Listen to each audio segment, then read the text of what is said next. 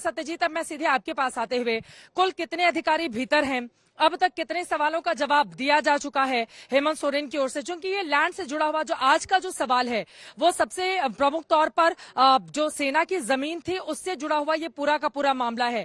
मैं चाहूंगी जरा इसके बारे में विस्तार से बताइए। एक पूर्व आईएएस अधिकारी की भी गिरफ्तारी होती है, विष्णु अग्रवाल नाम के एक व्यापारी की गिरफ्तारी होती है, प्रेम नाम के एक और व्यक्ति को इस पूरे मामले में गिरफ्त में लिया जाता है, जिसके कागजात के आधार पर हेमंत सोरेन का नाम सामने आता है। तो मैं चाहूंगी सिलसिलेवार तरीके से इसके बारे में भी जानकारी दें, और भीतर अब तक किन किन सवालों का जवाब दिया जा चुका है, क्या जानकारी है, कुल कितने अधिकारी मौजूद हैं, उनकी ओर से नाराजगी भी जब उनका आई कार्ड चेक किया जा रहा था सीएम के जो सुरक्षा दस्ते में मौजूद लोग हैं, तो लोगों ने अपनी नाराजगी भी जाहिर की इस बात को लेकर कि आप यहां पर आकर आप ही हमें सुरक्षा में लेकर आ रहे हैं और यहां आकर आप हमारा आई कार्ड चेक कर रहे हैं। तो इसको लेकर उनकी ओर से नाराजगी भी जाहिर की गई थी। और क्या जानकारी मिल पा रही है सत्यजीत?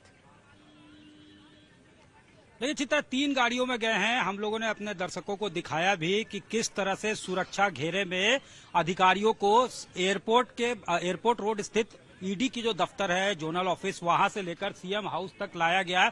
और आज खुद मुख्यमंत्री ने जो है उनको जो कहा गया था कि आप 2 दिनों के अंदर 27 को जो 10वां सम्मन आया था उसमें ये कहा गया था कि 2 दिनों के अंदर आप बताएं कि वो वक्त कौन सा होगा, दिन कौन सा होगा और समय कौन सा होगा जब आप अपने स्टेटमेंट को रिकॉर्ड करवाएंगे लैंड स्कैम मामले में।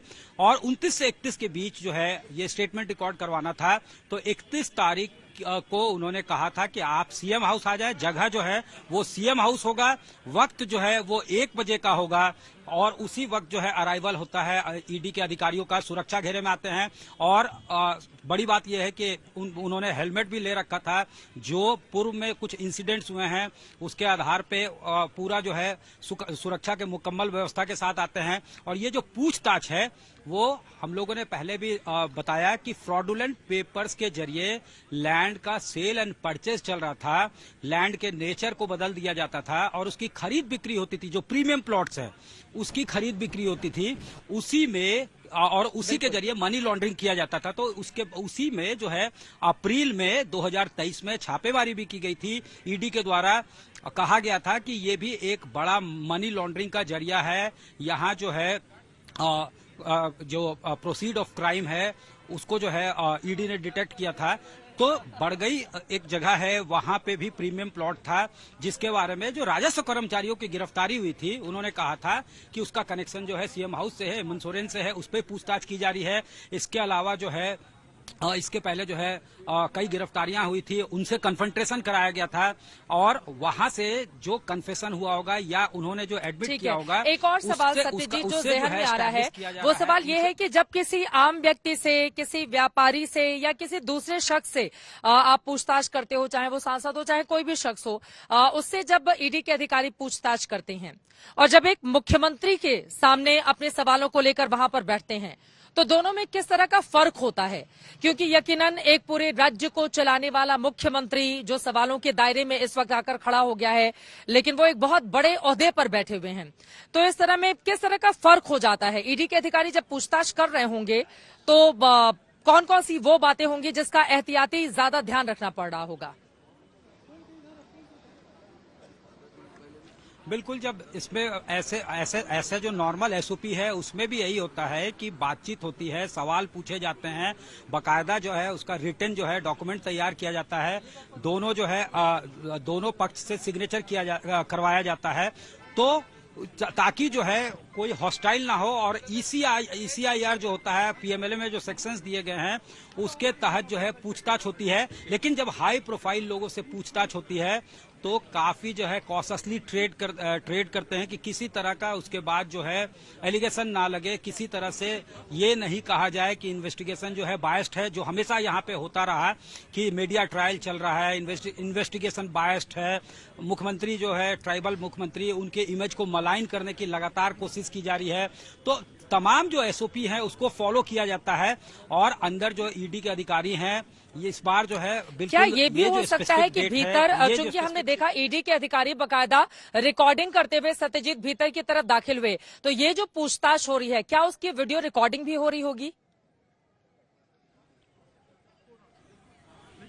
देखिए बिल्कुल हो सकता है, क्योंकि आरोप प्रत्यारोप का खेल लगातार चल रहा है। आपको याद होगा 20 जनवरी को जब पूछताछ हुई थी तो अचानक से एंट्री होती है सीआरपीएफ की, जबकि राज्य सरकार का आरोप था कि जब भी कोई डिप्लॉयमेंट होता है, कितना ही बड़ा लॉ एंड ऑर्डर का मुद्दा क्यों ना हो, वो डिस्ट्रिक्ट एडमिनिस्ट्रेशन और स्टेट गवर्नमेंट के रिक्विजिशन पे ही होता है। तो अपने मन से सीओ मोटो कोई कैसे चला सकता है? सीआरपीएफ की कंपनियां आई थी, उसके बाद जो है स्टेट गवर्नमेंट ने सीआरपीएफ के खिलाफ एफआईआर भी कर दिया था।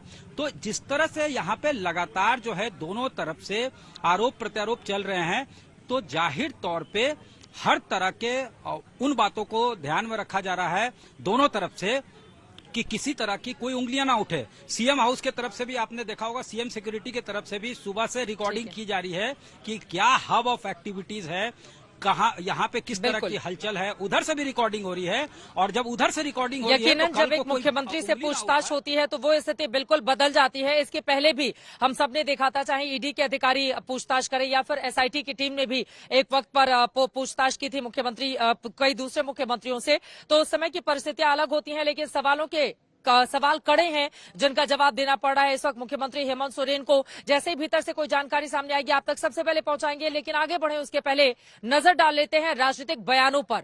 हेमंत सोरेन को लेकर किस तरह की प्रतिक्रिया अब तक निकलकर सामने आई है, सुनिए। एक जो पूर्वाग्रह दिखता है केंद्रीय एजेंसियों का, लगता है कोई टास्क मिला हुआ है ऊपर से। किस लिए मिला है?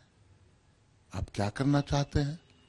आप चुनी हुई एक लोकप्रिय मुख्यमंत्री, आदिवासी मुख्यमंत्री के साथ कैसा बर्ताव करना चाहते हैं? आपका क्या बिहेवियर रहेगा? आपके आगे की रणनीति क्या है? आज सभी का खुलासा हो जाएगा और हम तमाम लोग, इंक्लूडिंग हमारे मुख्यमंत्री, फौलादी मुख्यमंत्री, हर स्थिति से निपटने को तैयार है। देखिए, वो कोशिश कर रहे हैं कि इसका राजनीतिक रंग दें। इससे राजनीति से कोई लेना देना नहीं। ये तो विषय भ्रष्टाचार का है और उसके जांच एजेंसियों का है। ये किसी दल का विषय नहीं है। ये वो रंग देने की कोशिश कर रहे हैं, बजाय इसके जवाब देने के वो रंग देने की कोशिश कर रहे हैं। तो इस तरह के रंग देने से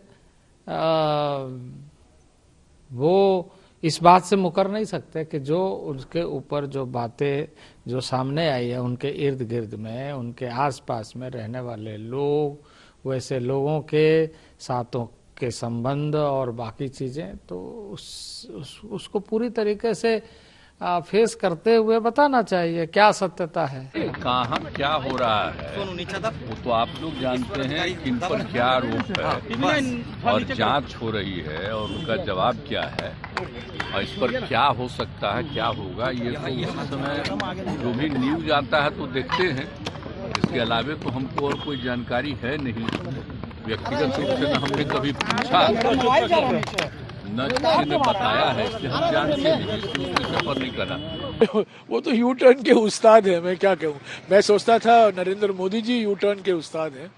मनरेगा पर उन्होंने यू टर्न लिया, जीएसटी पर उन्होंने यू टर्न लिया, काले कानून, कृषि कानून पर उन्होंने यू टर्न लिया, पर ये तो यू टर्न के उस्ताद को भी पीछे छोड़ दिया है नीतीश कुमार जी ने। एक राज्य के मुख्यमंत्री के बारे में जिस तरह की टिप्पणियां और हेडलाइन मैनेजमेंट हो रहा है, वो गले के नीचे नहीं उतरता है। प्रोटोकॉल होता है भाई मुख्यमंत्री का। आप हेडलाइन चला रहे हैं, मुख्यमंत्री फरार, मुख्यमंत्री गायब।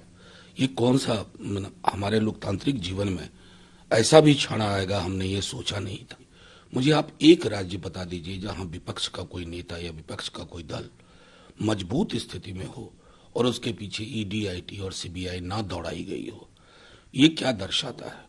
एक पैटर्न है पॉलिटिकल अपोजिशन को उलझाने का, उनको परेशान करने का। तो वेंडेटा पॉलिटिक्स छोटा शब्द हो गया। बिहार और झारखंड बंटने के बाद झारखंड आर्थिक रूप से सरप्लस स्टेट था।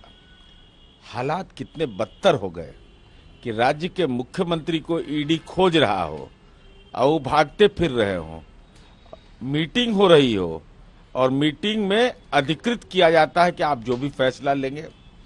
यह तो लोकतंत्र के लिए चिंताजनक स्थिति है कि राज्य के मुख्यमंत्री फरारी की अवस्था में और वही अधिकृत कर रहे हैं। तो कैसे विधायक दल अधिकृत कर रहा है ऐसे लोगों को, यह तो समझ से परे है।